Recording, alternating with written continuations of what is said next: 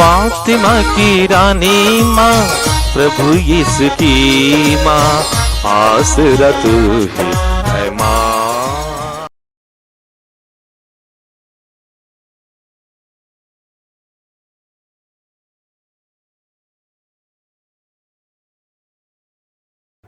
पहला पाठ प्रकाशना ग्रंथ अध्याय 10 पद संख्याएं 8 से 11। जो वाणी मैं योहन ने स्वर्ग से आती हुई सुनी थी, वह फिर मुझे संबोधित कर बोली, जाओ, जो स्वर्गदूत समुद्र और पृथ्वी पर खड़ा है उसके हाथ से वह खुली पुस्तक ले लो। इसलिए मैंने स्वर्गदूत के पास जाकर उससे निवेदन किया कि वह मुझे पुस्तिका दे दे। उसने कहा, उसे ले लो और खाओ। वह तुम्हारे पेट में कड़वी किंतु तुम्हारे मुंह में मधु जैसी मीठी होगी। मैंने स्वर्गदूत के हाथ से पुस्तिका ले ली और खाई। वह मेरे मुंह में मधु जैसी मीठी लगी, किंतु जब मैं उसे खा चुका तो मेरा पेट कड़वा हो गया। तब मुझसे कहा गया, तुम्हें फिर जातियों, राष्ट्रों, भाषाओं और बहुत से राजाओं के विषय में भविष्यवाणी करनी होगी। प्रभु की वाणी। ईश्वर को धन्यवाद। अनुवाक्य। तेरी प्रतिज्ञा मेरे लिए कितनी मधुर है, तेरी प्रतिज्ञा मेरे लिए कितनी मधुर है। धन संपत्ति की अपेक्षा मुझे तेरी इच्छा पूरी करने से अधिक आनंद मिला है। अनुवाक्य। तेरी प्रतिज्ञा मेरे लिए कितनी मधुर है, तेरी प्रतिज्ञा मेरे लिए कितनी मधुर है। तेरी इच्छा पूरी करने में आनंद आता है, तेरी आज्ञाएं मेरा पथ प्रदर्शन करती है। अनुवाक्य। तेरी प्रतिज्ञा मेरे लिए कितनी मधुर है, तेरी प्रतिज्ञा मेरे लिए कितनी मधुर है। संसार की सोना चांदी की अपेक्षा मुझे तेरी संहिता कहीं अधिक वांछनीय है। अनुवाक्य। तेरी प्रतिज्ञा मेरे लिए कितनी मधुर है, तेरी प्रतिज्ञा मेरे लिए कितनी मधुर है। मुंह में टपकने वाले मधु की अपेक्षा तेरी प्रतिज्ञा मेरे लिए कहीं अधिक मधुर है। अनुवाक्य। तेरी प्रतिज्ञा मेरे लिए कितनी मधुर है, तेरी प्रतिज्ञा मेरे लिए कितनी मधुर है। तेरी शिक्षा ही बड़ी संपत्ति है, इसमें मेरा हृदय रमता है। अनुवाक्य। तेरी प्रतिज्ञा मेरे लिए कितनी मधुर है, तेरी प्रतिज्ञा मेरे लिए कितनी मधुर है। मैं आह भर कर बड़ी उत्सुकता से तेरी आज्ञाओं के लिए तरसता रहता हूँ। अनुवाक्य। तेरी प्रतिज्ञा मेरे लिए कितनी मधुर है, तेरी प्रतिज्ञा मेरे लिए कितनी मधुर है। जय घोष। हालेलुया। प्रभु कहते हैं, मेरी भेड़ें मेरी आवाज पहचानती है, मैं उन्हें जानता हूँ और वे मेरा अनुसरण करती हैं। हालेलुया। प्रभु आप लोगों के साथ हो और आपकी आत्मा के साथ। के अनुसार प्रभु यीशु ख्रिस्त का पवित्र सुसमाचार। हे प्रभु तेरी महिमा हो। अध्याय 19 पद संख्याएं 45 से 48। यीशु मंदिर में प्रवेश कर बिक्री करने वालों को यह कहते हुए बाहर निकालने लगे, लिखा है, मेरा घर प्रार्थना का घर होगा, परंतु तुम लोगों ने उसे लुटेरों का अड्डा बना दिया है। वह प्रतिदिन मंदिर में शिक्षा देते थे।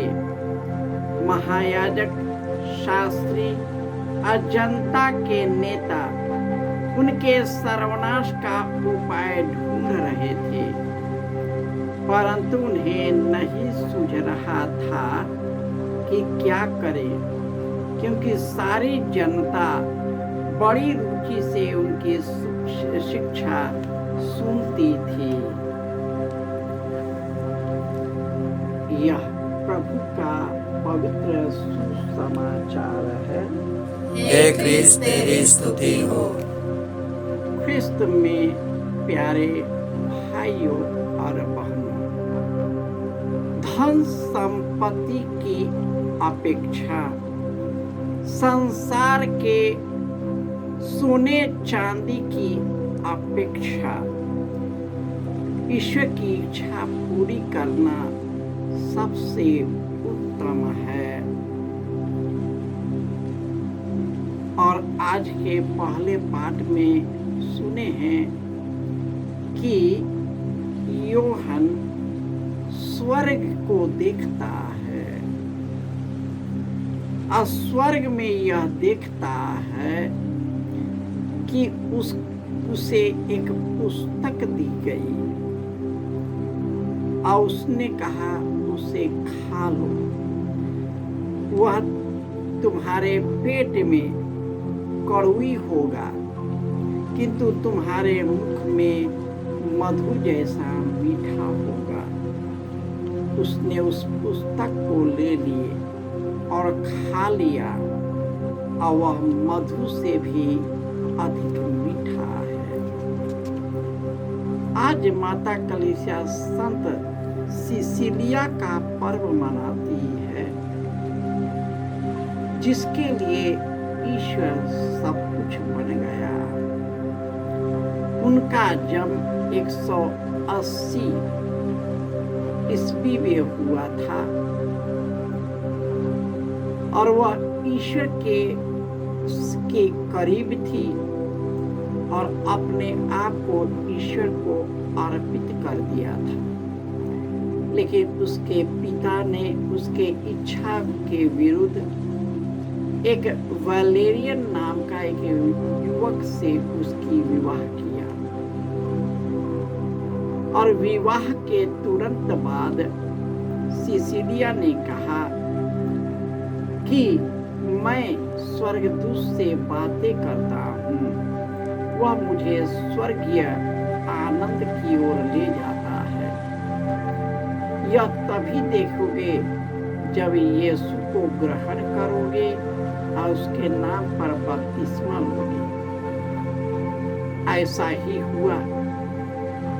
वह दीक्षा ग्रहण करने के बाद, बपतिस्मा प्राप्त करने के बाद, एक सच्चा विश्वासी बनने के बाद, उसने जब वह घर लौटा, उसने सिसिलिया को स्वर्गदूत से बातें करते देखा। यह बात अपने भाई तिबेरियस को बताया और उसने भी यीशु को ग्रहण किया। दोनों उपकार का काम करने लगे, अपनी संपत्ति को लोगों की सेवा में देने लगा। जो ख्रिस्तीय थे उनके साथ अपना विश्वास का साझा करने लगा। यह बात राजा को पता चला, रोमन सम्राट, और उसने उन दोनों को मरवा डाला। उसी के कुछ दिन बाद राजा ने सिसिलिया को बुलाया, पहले बहुत समझाया, लेकिन यीशु को छोड़ और सच्चे ईश्वर को छोड़ उसके जीवन में कुछ नहीं था। और उसने कहा, मैं ईश्वर को छोड़ मैं किसी की पूजा नहीं करती। वैलेरियन, उसके बाद राजा ने उसे उसी के घर में जा करके उसके गर्भ में धधकती गर्भ के पानी में उसे डाल दिया। उसका शरीर तो में कुछ हुआ नहीं। अंत में वहीं पर तलवार से का घाट उतारा। 3 बार उस पर चलाया गया, फिर भी वह नहीं मरा। अधमरा 3 दिन तक जीवित रही। 3 दिनों में वह ईश्वर की घोषणा किया, लोगों को ईश्वर की ओर मुड़ने के लिए कहा, और उसने सारी संपत्ति जो बहुत ही धनी रोमी घर की थी, उसने सब धन दौलत को, संपत्ति को गरीबों को दान कर दिया। और 3 दिन के बाद, असह्य पीड़ा के बाद इस दुनिया को छोड़ गई। वह संगीतकारों का जनक मानी जाती है, संत मानी जाती है, क्योंकि वह अंतिम समय में जब राजा ने उनके देवताओं को पूजा करने के लिए बाध्य किया, तो उन्होंने ईश्वर के नाम पर इतनी सुंदर गाना गाई कि उस गाने को सुनकर लोगों ने उससे गायकों का संत घोषित किया। वह हमारे लिए विश्वास का प्रतीक है। आज के सुसमाचार में बिक्री करने वाले लोग ईश्वर के घर को बाजार बना दिया और ईश्वर उसको निकाल दिया।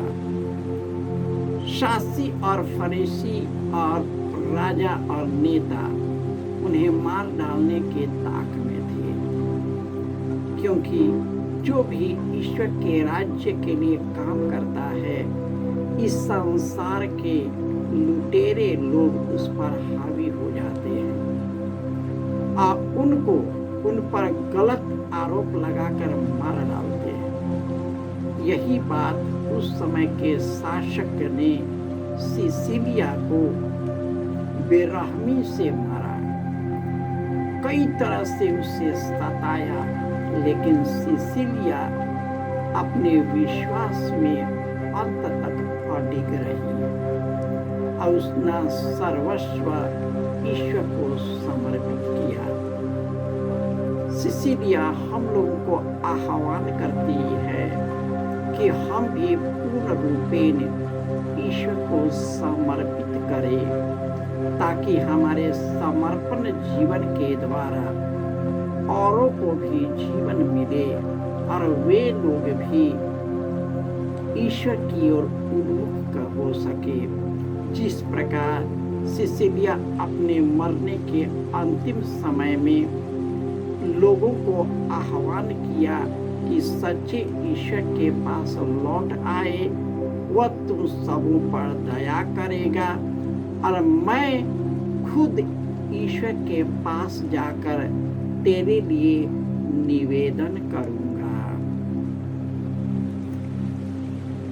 जय यीशु।